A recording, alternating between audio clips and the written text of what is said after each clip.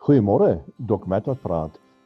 'n Jarelange vriend van my het so klompie jare gelede by 'n smeerveldtog ingetrek.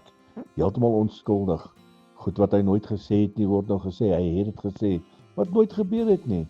En hy's by hierdie smeerveldtog in en nou moet hy voor die bestuur van die maatskappy verskyn en hy moet sy saak gaan verdedig.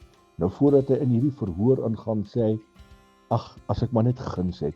As hulle vandag maar net aan my guns wil bewys en luister na wat ek te sê het, dan gaan hulle sien ek is onskuldig."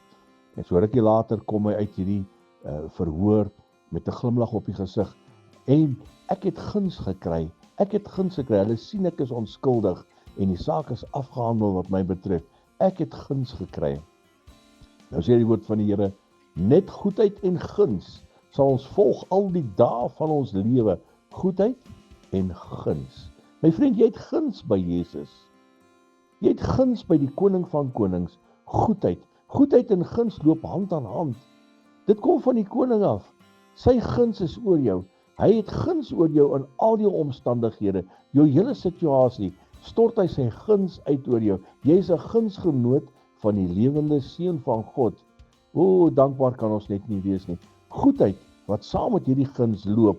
Goedheid wat daar is vir ons en guns wat dit net verseël. Herlewingsgroete.